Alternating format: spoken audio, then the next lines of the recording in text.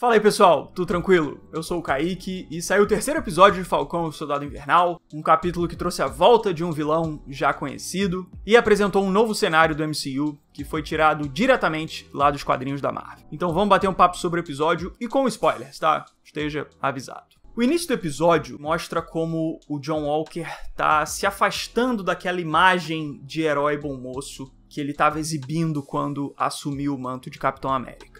Quando ele toma aquela cusparada na cara, o John sai do controle por um momento, parte pra cima do cara e pergunta pra ele se ele sabe quem ele é.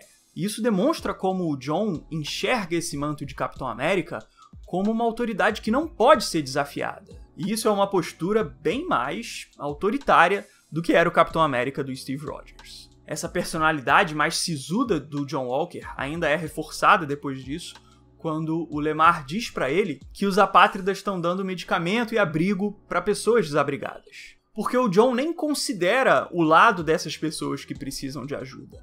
Ele só continua focado no objetivo e na missão dele. No desenrolar do episódio, a gente viu a volta de um vilão já conhecido do MCU, que é o Barão Zemo. Numa cena que inclusive foi uma homenagem declarada ao Silêncio dos Inocentes. Pelo jeito com que ela representa o Zemo como um personagem que é muito manipulador mesmo estando preso. Do mesmo jeito que o Hannibal Lecter também era lá no filme dele. Por sinal, se você ainda não viu o Silêncio dos Inocentes, veja porque é um filmaço. Assim que o Zemo encontra com o Bucky, essa característica dele manipuladora logo vem à tona. Quando ele diz que sabe que alguma coisa do Soldado Invernal ainda tá lá dentro do Bucky. Com ele provocando os sentimentos de culpa que o Bucky carrega em relação ao passado dele. E ao longo do episódio, o Zemo se aprofunda mais nessa provocação dele em relação ao Bucky. Quando ele faz o James ter que interpretar esse antigo papel dele como Soldado Invernal. Como o arco principal do Bucky na série é justamente essa superação da culpa que ele sente, essa relação dele com o Zemo acaba sendo uma provação, onde ele é forçado a se aliar a uma figura que relembra esse passado que ele quer superar. E antes da gente continuar a análise, se você puder deixar um like no vídeo, eu agradeço muito. E se inscreve aí no canal, se você quiser também. You will have to become someone you claim is gone. A cena do Bucky no bar é muito maneira, é muito empolgante de se ver, com ele dando socos super rápidos lá nos caras. Mas o mais importante dessa cena é que ela mostra como o Bucky ainda tem a capacidade de ser uma arma mortal. E é essa força oculta no Bucky, que ele sabe que ele tem, que faz ele ficar tão atormentado pelo passado dele como Soldado Invernal. No final da luta, o Sam olha pro Bucky e pergunta se ele tá bem, porque ele vê como o Bucky fica profundamente afetado quando ele abre espaço para esse lado mais agressivo dele, já que ele sente que se aproxima do passado de Soldado Invernal quando faz isso. You good? E só para fechar, um detalhe bem interessante dessa cena do bar é que ela foca bastante nas pessoas filmando o Bucky agindo como o Soldado Invernal. E como ele tá num programa meio que de recuperação aceito pelo governo dos Estados Unidos, essas filmagens dele agindo como soldado abertamente podem render problemas bem complicados para ele no futuro, caso isso aí vaze. Ele tinha todo aquele esquema de regras de não machucar ninguém lá com a terapeuta dele, então imagina se vazam imagens dele simplesmente distribuindo porrada no meio de um bar. O Zemo teve um lado bem denso na apresentação dele no episódio, mas ele também foi bem humanizado ao longo do capítulo, com diálogos sobre experiências de vida dele e até com várias piadinhas. Eu achei muito bom ver ele fazendo uma resenha sobre o Marvin Gaye e depois dançando lá na Night de Madripoor. O Daniel Bru, que interpreta o Zemo, é um cara muito bom no papel. Ele já entregou várias e várias cenas bem densas como o Zemo. E nesse episódio ele mostrou que também consegue entregar uma comédia com um timing bem bacana com o personagem. Uma outra parte bem importante dessa volta do Zemo é que as motivações dele para lutar ao lado do Bucky e do Sam também são bem desenvolvidas e se encaixam super bem com o que a gente conhecia dele lá do filme Guerra Civil. Ele tem diálogos onde ele fala sobre as experiências traumáticas que ele teve por causa de super-heróis, e assim ele explica por que ele quer seguir essa trilha do novo soro do super soldado. Então essa aliança temporária entre o Zemo, o Bucky e o Sam fica bem explicado. Mas de qualquer forma, como o Zemo já ocupou o papel de vilão no MCU, existem grandes chances de que ele dê uma volta pra cima dos heróis no desenrolar da série. Um ponto desse episódio que eu curti muito, que eu achei muito bem executado, como uma adaptação dos quadrinhos da Marvel, foi a cidade de Madripoor, que junta um visual tecnológico, mas com um aspecto decadente, que abriga uma multiculturalidade de um lugar onde pessoas do mundo inteiro se reúnem num único submundo, onde o passado de ninguém importa. Espero muito que a gente possa voltar pra Madripoor no futuro do MCU, ou nessa série, ou em algum outro filme. Até porque é uma cidade clássica onde o Wolverine curte dar os rolés dele, né? Então acho que combinaria muito no futuro a gente ver um retorno pra lá.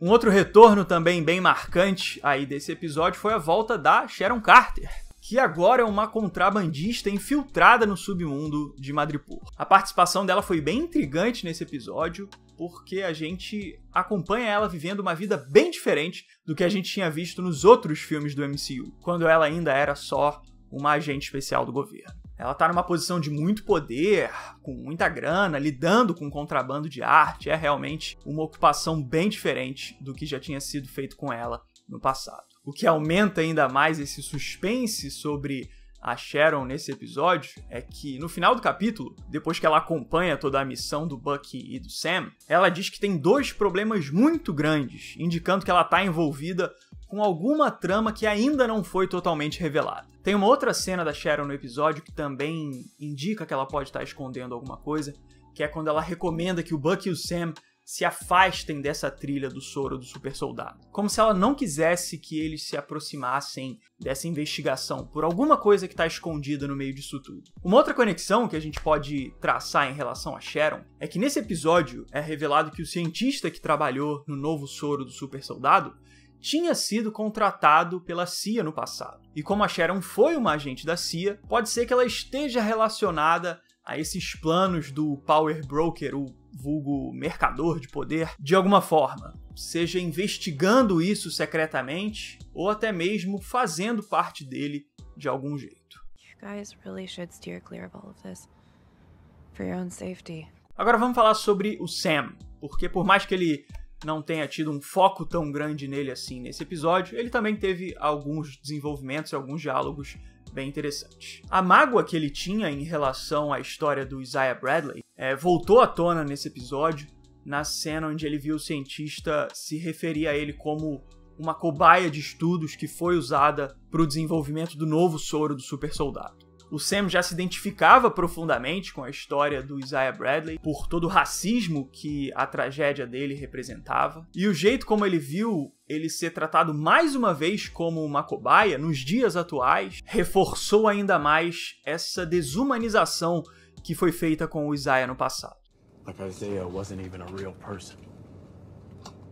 Agora vamos falar sobre os apátridas que tiveram um desenvolvimento bem breve nesse episódio. A gente pôde ver mais uma vez como a Karli tem uma intenção legítima de ajudar pessoas que realmente precisam de ajuda, que são os desabrigados que estão vivendo naqueles campos. Mas por mais que ela tenha essa motivação honrada, ela tá partindo para ações radicalizadas e genocidas, como a gente viu naquela cena onde ela explode todas aquelas pessoas. A Karli tá tendo um arco que me lembrou um pouco o Killmonger, que era um vilão que tinha uma motivação legítima, mas que agia de uma forma incorreta para alcançar esse objetivo. Eu tô curtindo esse desenvolvimento da Karli porque, ao mesmo tempo em que ela pode ser um conflito físico para os heróis, ela também pode apresentar um conflito moral para eles, caso eles venham a entender que ela tá ajudando pessoas que precisam ser ajudadas de alguma forma.